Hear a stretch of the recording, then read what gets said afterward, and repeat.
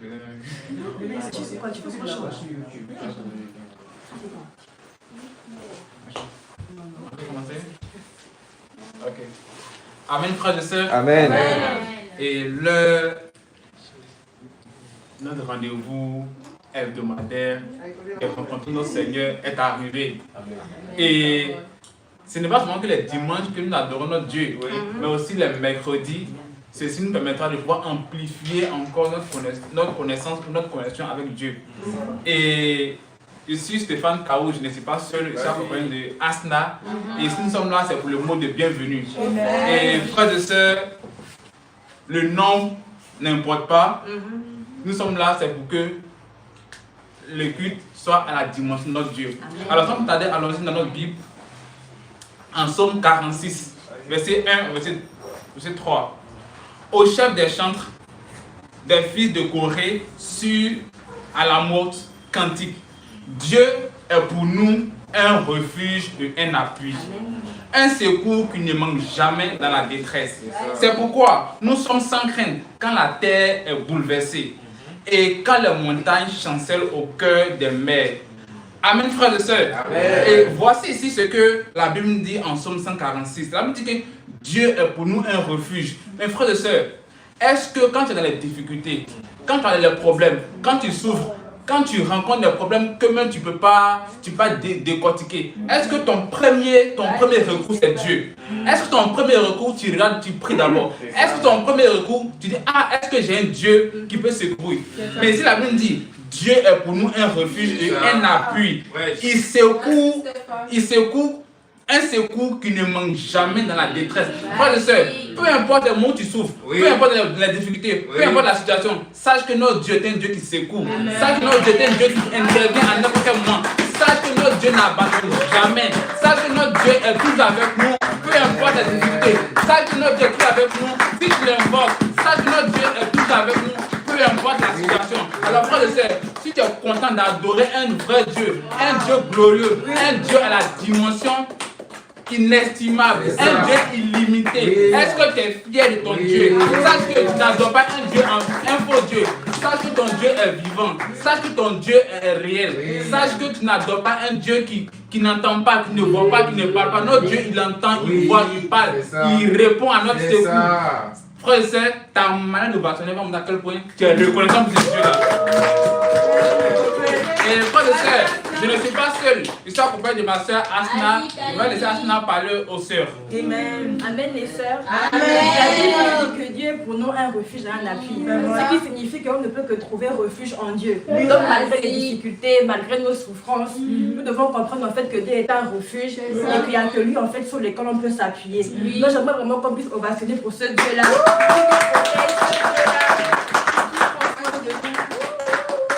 Amen, frères et sœurs. Et voici un peu ce que dit la Bible.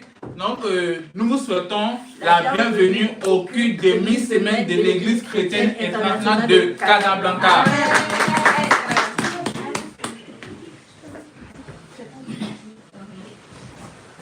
Super.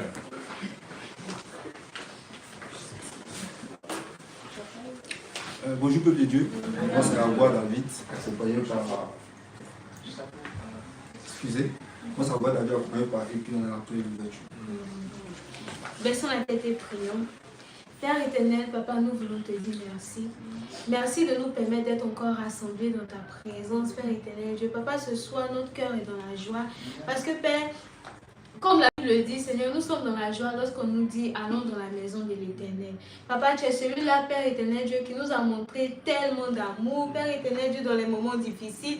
Tu es celui-là, Père, qui ouvre ses mains, Père éternel Dieu, lorsque nous n'avons pas de force. Papa, ce soir, nous venons encore te célébrer, nous venons encore louer ton Saint-Nom, Père éternel Dieu. Papa, donne-nous de pouvoir avoir des cœurs ouverts, Père éternel Dieu, à recevoir ta parole.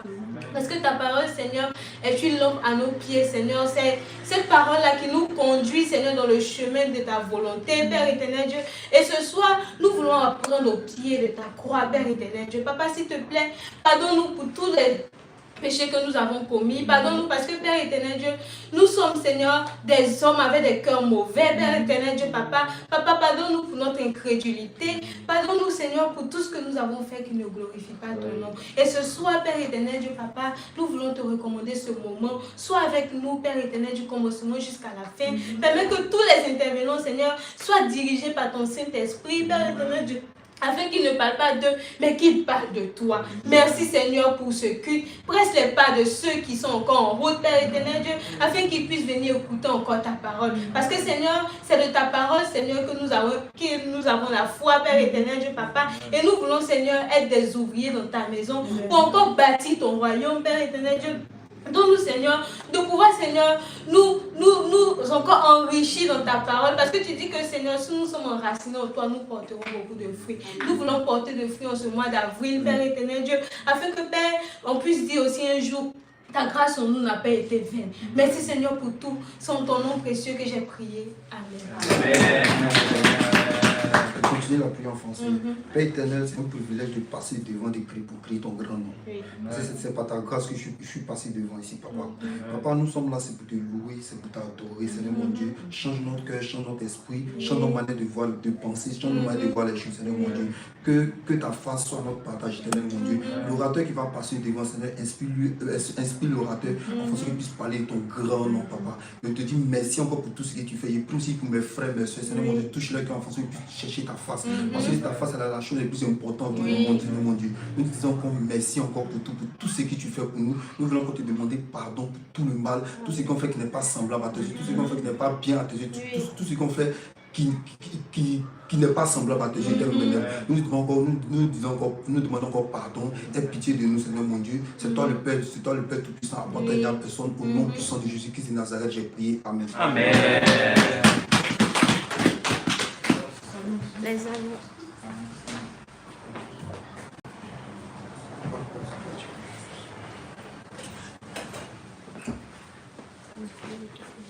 Bonsoir frères et sœurs. Amen. Bonsoir frères et sœurs. Amen. Moi, c'est Jean Salomon et je suis avec Goriti. Si nous sommes là, c'est pour les annonces. Donc, je vais laisser Goriti commencer. Allez, Goriti. Regardez comme ça. Bonsoir les sœurs. Amen. Donc, amen les sœurs. Amen. J'espère que vous allez bien. Comme première annonce, nous avons la collecte spéciale. Et Dis-nous dites avec moi collecte spéciale. Collecte spéciale. Alors la collecte spéciale, c'est quoi? La collecte spéciale, c'est l'effet de multiplier ça 10 fois 3, 4, 5 ou 6 fois si tu es généreuse. Et la collecte spéciale permet à ce que les personnes qui se trouvent, qui sont en dehors du Maroc, ceux qui sont à l'étranger, puissent aussi bénéficier de la parole de Dieu. Et la collecte spéciale prendra fin les 10 mai. Les 10 mai, oui. Donc si tu sais qu'il t'a pas encore payé ta collecte spéciale, alors faut les faire parce que parce qu'on a pris beaucoup de temps. C'est ça. Je vais dire quoi? C'est tout à son niveau. Amen. Et moi, je prends la parole pour les deux cultes. Et notre culte du dimanche, c'est le culte spécial qui a pour nom Sang pour le Seigneur. Pour le Seigneur. Amen. Sang pour le Seigneur. Et sang pour le Seigneur, pour que cela puisse réussir, il faut que nous tous, nous mettons à la tâche. C'est chacun, c'est un, deux de chacun. Un ici, deux ici, trois ici. Alors nous tous, nous devons nous mettre à la tâche pour que l'œuvre de Dieu soit avancée. Et nous avons aussi notre demi-semaine qui se passe chez les sœurs ou à l'hôtel. Donc je ne sais pas si... Ah ok, donc ce mercredi, le culte se passera à l'hôtel. Donc nous devons aussi venir avec nos amis pour qu'ils puissent aussi bénéficier de la parole de Dieu. Et l'heure c'est à 18h30 et ça prend fin à 20h30 ou 21h. Alors c'est tout pour les annonces. Ça va tout? Vas-y. Nous avons aussi notre Vas-y, Corée. Notre soirée de louanges, c'est pour les sœurs. Ça se tiendra le 17 avril à l'appartement des sœurs. Seulement pour les sœurs. Donc, si tu es sœur, pour Ah bon?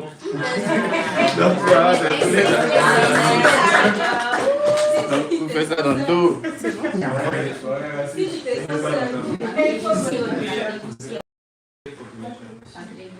Let's go, Dale. Come on. Take that quick.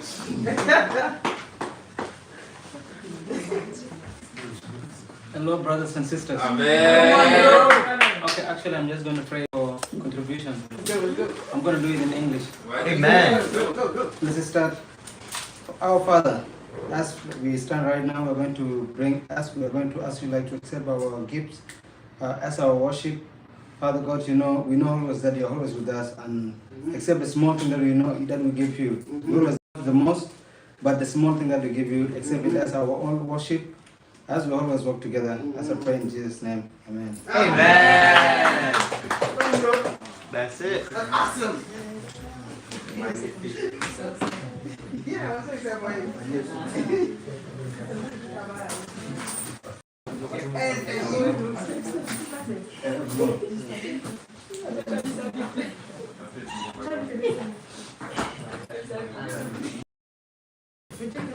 It's time to play. Okay. Yeah, this is the time. Bon voyage. Bon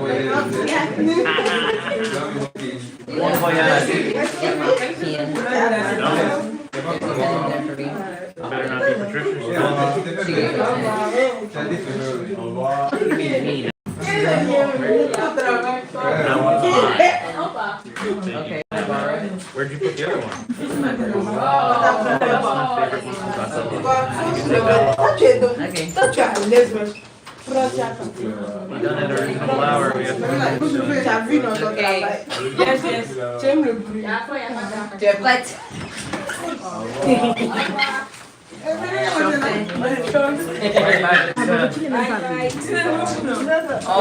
tout à l'heure. À tout à l'heure.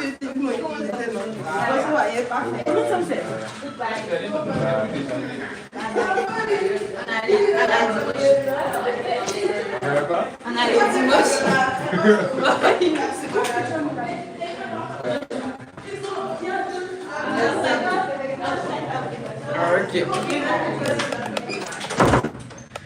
Ok, est-ce qu'il y a encore une sœur qui est restée dans l'appartement ici?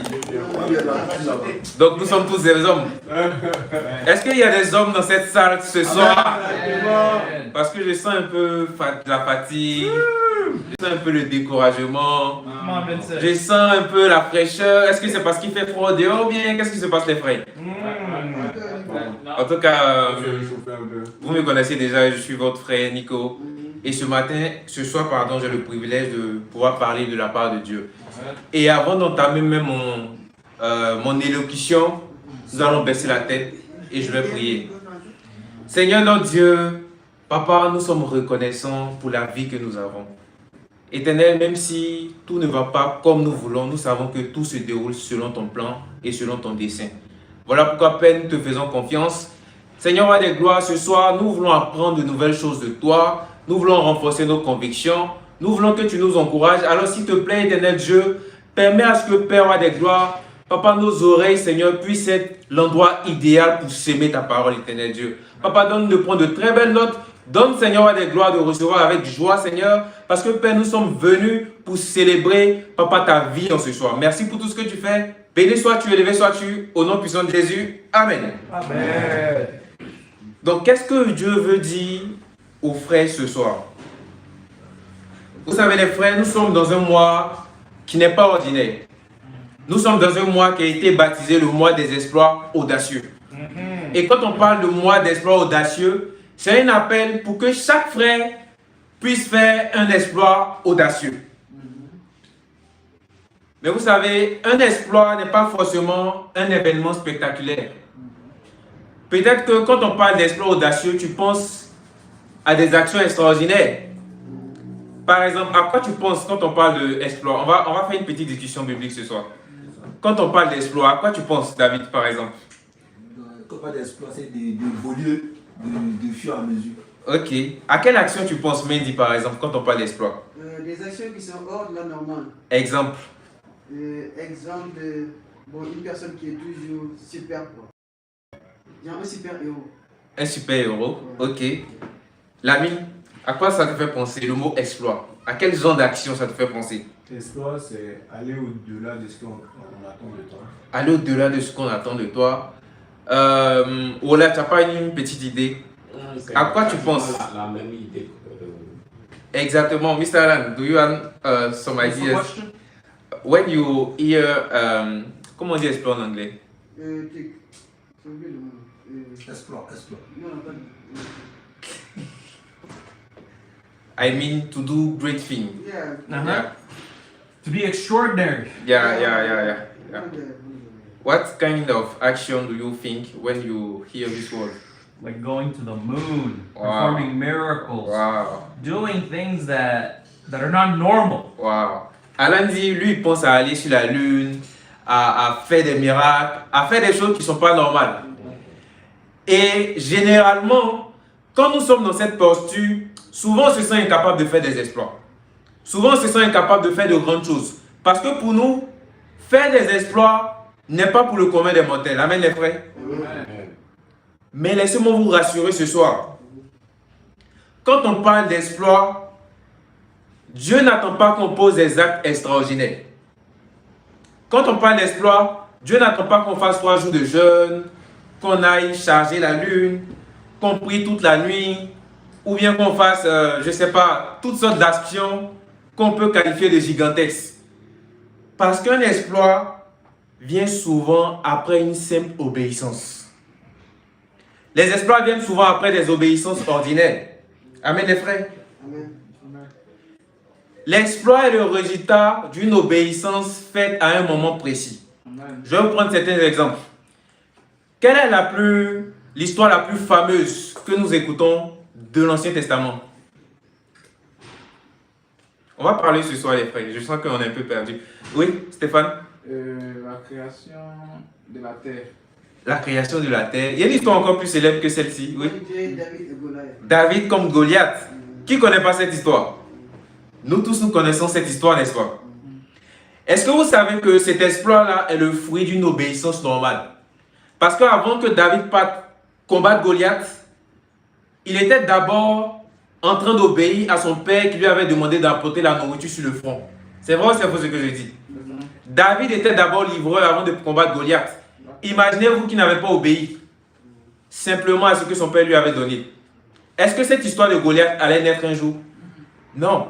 Je prends l'exemple encore de Pierre, qui était dans la barque avec Jésus.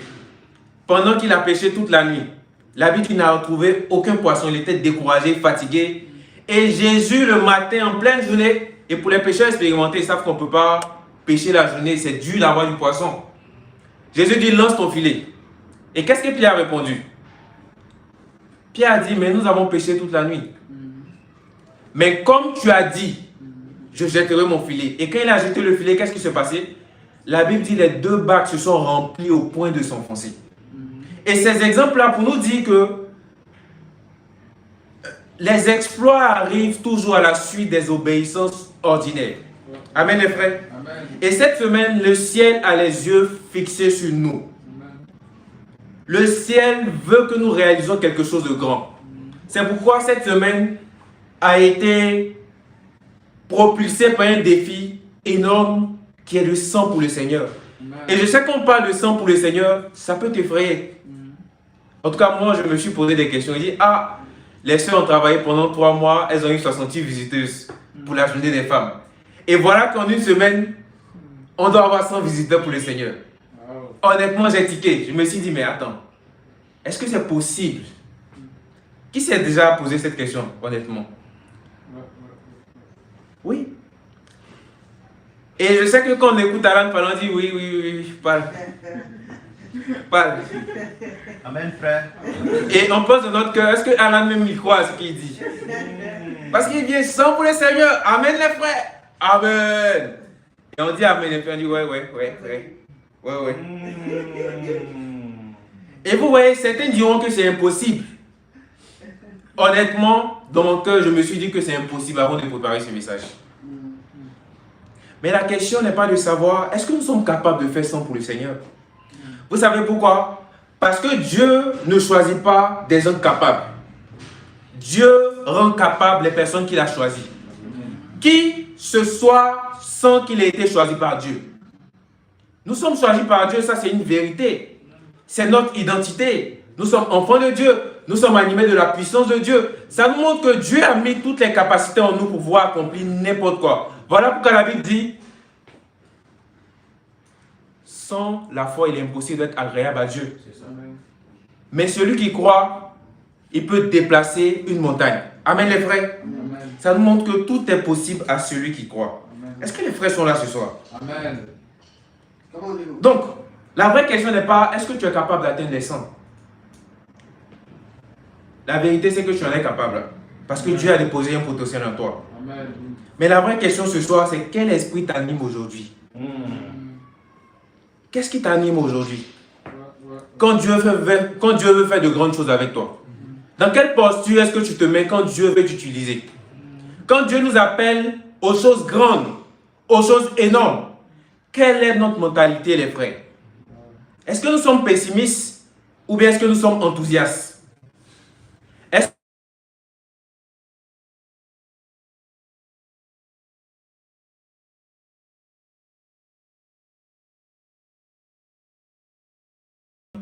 C'est pas une messe à faire, c'est vrai ou c'est faux ce que je dis?